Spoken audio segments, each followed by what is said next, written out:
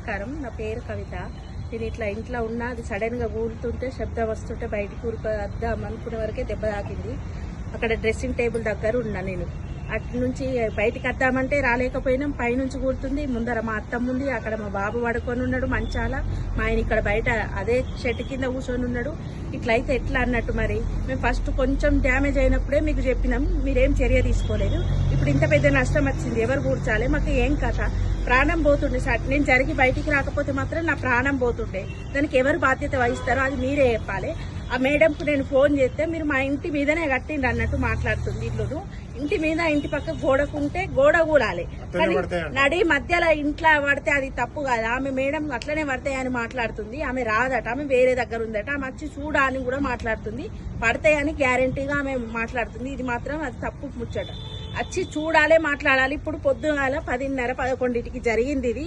ఇంతవరకు వాళ్ళు బయటికి వెళ్ళలేదు భార్యాభర్తలు. వాళ్ళు చదువుకున్న వాళ్ళు అయితే వాళ్ళు బయటికి వచ్చి మాట్లాడాలి, అది ఉండాలి. కానీ ఇట్లా భయపడుకుంటూ మాట్లాడు వాళ్ళు తప్పు చేసినట్టే కదా, అందుకనే బయటకు వస్తలేరు కదా. వాళ్ళు ఎక్కడొకళ్ళు అక్కడ పనులు వారిపోయినరు. ఇది ఏందన్నట్టు. మరి హాస్పిటల్ మా ఇంటి పక్కకు ఉన్నది, ఓల్గా పిల్లల హాస్పిటల్, వాళ్ళు ఇదంతా చేసింది.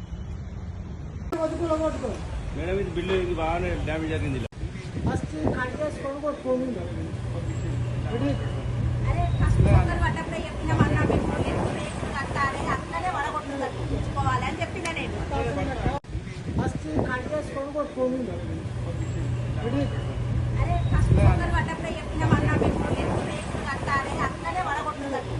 అని చెప్పిన నేను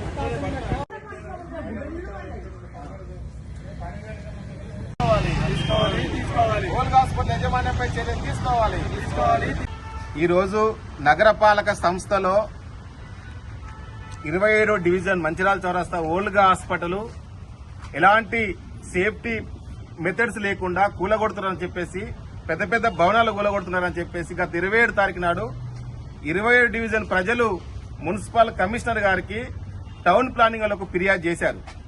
ఆ ఫిర్యాదును పట్టించుకోకపోగా ఈరోజు పొద్దున 10 గంటలకు ఓల్గా హాస్పిటల్ 3 అంతస్తులు 4 అంతస్తుల భవనాన్ని కూల్చేటప్పుడు పక్కనే ఉన్నటువంటి వేణు వాళ్ళ కవిత వాళ్ళ ఇంటి మీద పడడం వల్ల ఇల్లు మొత్తం పెద్ద శబ్దం వచ్చి రేకులు మొత్తం కూలిపోయి దాని మీద దాదాపు ఒక 10 టన్నుల బండలు ఆ ఇంటి మీద ఉన్నాయి, రేకుల మీద. మున్సిపల్ అధికారులకు సమాచారం ఇస్తే కనీసం బాధ్యతతో వచ్చి ఇట్లా జరుగుతుందని చెప్పేసి దీన్ని సందర్శన కూడా చేసినటువంటి పరిస్థితి లేదు. అటు శ్రీధర్ గాని, అశ్విని మేడం గాని, టౌన్ ప్లానింగ్ వాళ్ళు ఓల్గా హాస్పిటల్ యాజమాన్యం దగ్గర డబ్బులు తీసుకున్నారా మరి ఏం తీసుకున్నారో తెలియదు, కానీ వాళ్ళకే సపోర్ట్ చేస్తున్నారు తప్ప వాళ్ళు కూలగొడతా అంటే పక్క వాళ్ళ ఇంట్లో ఊలిపోతున్నప్పటికీ కూడా అధికారులు పట్టించుకోవట్లేదు. తక్షణమే మున్సిపల్ కమిషనర్ గారు దీనిపైన చర్యలు తీసుకోవాలి. ఇప్పుడే మేము కమిషనర్ ఫోన్ కూడా చేయడం జరిగింది, లిఫ్ట్ చేయలేదు. ఇప్పటికైనా కమిషనర్ స్పందించి ఇక్కడికి అధికారులను పంపించి నష్టపరిహారం ఏదైతున్నదో, వీళ్ళకి నష్టం ఏదైతే జరిగిందో పునర్నిర్మించాలా, వాళ్ళకి ఇల్లు నిర్మించాలని చెప్పేసి మేము డిమాండ్ చేస్తా ఉన్నాం. లేకపోతే వీళ్ళందరినీ పట్టుకొని పోయి మున్సిపల్ ఛాంబర్ ముందు, కమిషనర్ ముందు మేము ధర్నా కూడా చేస్తామని, ఆందోళన చేస్తామని చెప్పి సందర్భంగా హెచ్చరిక చేస్తా ఉన్నాం.